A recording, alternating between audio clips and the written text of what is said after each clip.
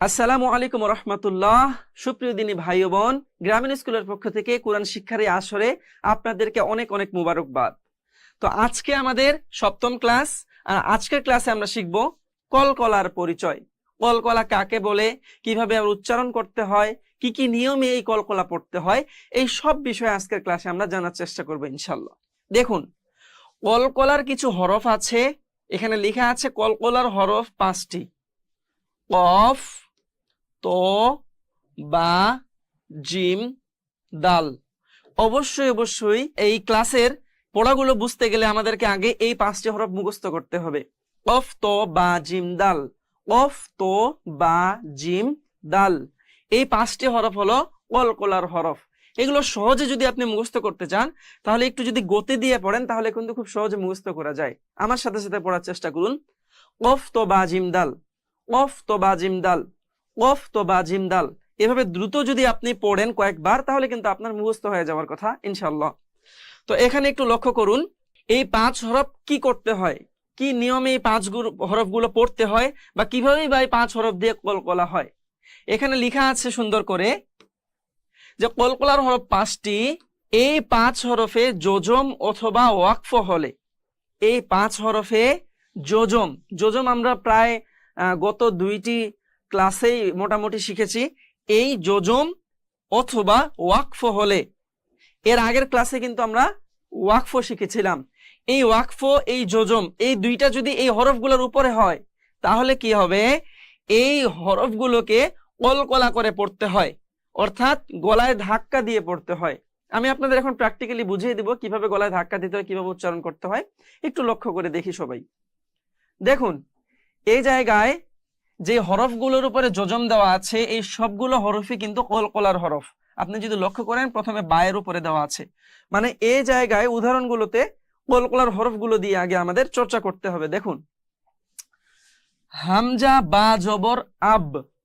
হামজা বা জবর আব। কলকলাটা মূলত আমি কিভাবে উচ্চারণ করতেছি, আপনি যদি একটু কোনো ফুটবল চিনে থাকেন, এই ফুটবলকে যখন কেউ লাথি মারে, কোনো একটি সামনে দেওয়াল থাকে, এই ফুটবলটি তার পায়ে লাগার সময় একবার শব্দ হয়, আবার যখন দেওয়ালে লাগে তখন কিন্তু দ্বিতীয়বার একটা আওয়াজ আসে। অথবা আপনি আরেকভাবে বুঝতে পারেন, ওই ফুটবলটি যদি কোনো একটি ফাঁকা ঘরে খুব জোরে একটা দেওয়ালে মারা হয়, তখন ওই দেওয়ালে লাগার সময় একটা শব্দ হয় এবং দ্বিতীয়বার একটা প্রতিধ্বনি বেজে ওঠে তার সাথে সাথে। তো ঠিক একইভাবে এই কলকলার হরফগুলোতে আমাদেরকে প্রতিধ্বনি ব্যবহার করে উচ্চারণ করতে হবে। মানে একবার আমরা উচ্চারণ করব, কিন্তু হরফগুলো দ্বিতীয়বার একটা প্রতিধ্বনি হবে বলে মনে হবে, এভাবে আমাদের উচ্চারণ করতে হবে। যেমন হামজা বা জবর আব, আব, শেষে আমার বাটা আরেকবার উচ্চারণ হচ্ছে একটু অন্যভাবে। তো এইভাবেই কিন্তু মূলত ওয়াকফের হরফগুলো উচ্চারণ করতে হয়। হামজা বা জবর আব, হামজা বাজের ইব, হামজা বা পেশ উব, আব, ইব, উব, এইভাবে করে উচ্চারণ করতে হয়।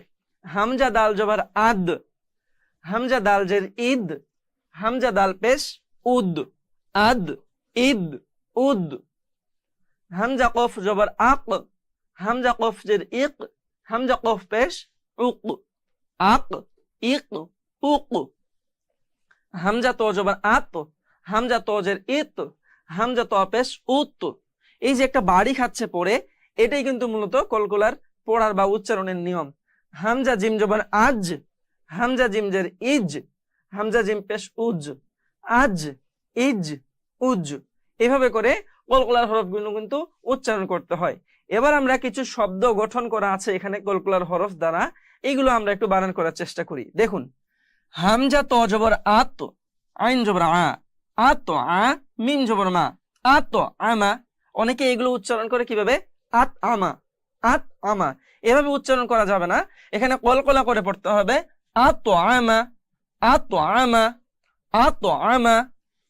হামজা দাল জবর আদ, খ জবর খ, আদ খ, লাম জবর লা, আদ খলা, আদ খলা।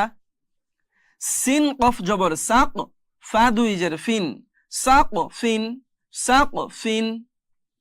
সিম জিম জের সিজ, নুন দুই পেশ নুন, সিজ নুন, সিজ নুন। হা বা জবর হাব, লাম দুই পেশ লুন, হাব লুন। কফ দাল জবর কদ, হামজা ফা জবর, আচ্ছা এই জায়গায় একটা যোজম হবে, হামজা ফা জবর আফ, কদ আফ, লাম জবর লা, কদ আফ লা, হা জবর হা, কদ আফ লাহা, কদ আফ লাহা।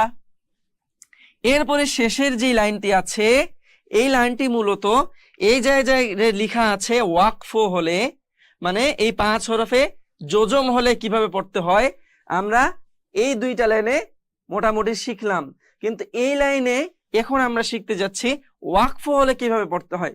দেখুন, আপনাদের হয়তো মনে থাকবে আমি গত ক্লাসে যখন আপনাদেরকে ওয়াকফ বুঝিয়েছিলাম, তখন আমি আপনাদেরকে বুঝিয়েছিলাম যে শেষের যে হরফটি, থামার জায়গা যেখানে থাকবে, ওয়াকফ চিহ্ন যেখানে থাকবে, তার শেষের হরফটিতে সব সময় যোজম দিয়ে পড়তে হয়। তাহলে লক্ষ্য করুন, যুক্তিগত দিক থেকে এই বায়ের উপরেও কিন্তু যোজম চলে আসতেছে, তাহলে ওয়াকফের নিয়মে। তাহলে এই বায়ের উপরে যদি যোজম আসে, তাহলে এই রুলটা এখানে আসতেছে যে যোজম, কলকলার হরফে যোজম। তাহলে কলকলার হরফে ওয়াকফ করলেও কলকলা করে পড়তে হয়, এটা আমরা কিন্তু বলতে পারি, যেহেতু যোজম হয়ে যাচ্ছে অটোমেটিকলি। দেখুন তাহলে, লাম জবর লা, হা জবর হা, লাহা বা দুই জের বিন, লাহা বিন, কিন্তু থামলে হা বা জবর হাব উচ্চারণ হবে, লাহাব। এখানে বাটা আমি কলকলা করতেছি কারণ এখানে ওয়াকফ হয়েছে, বা আমরা যদি আরো ভালোভাবে বুঝতে চাই তাহলে এখানে যোজম হয়েছে। তাহলে লাহাব। তারপরে আইন জবর আ, লাম কফ জবর লাক, আলাক, আলাক। মিম জবর মা, সিন দাল জবর সাদ, মাসাদ, মাসাদ। তো তাহলে এই উদাহরণগুলো ভালোভাবে চর্চা করার সাথে সাথে আমরা বুঝে গেলাম কিভাবে কলকলার হরফ বা কলকলা উচ্চারণ করতে হয়, কখন কলকলা হয়। আশা করি আপনারা বুঝতে পেরেছেন। তো আজকের মতো এই পর্যন্তই, আপনাদের সাথে দেখা হবে এরপরের ক্লাসে ইনশাআল্লাহ। ততক্ষণ পর্যন্ত ভালো থাকুন। আসসালামু আলাইকুম ওয়া রাহমাতুল্লাহ।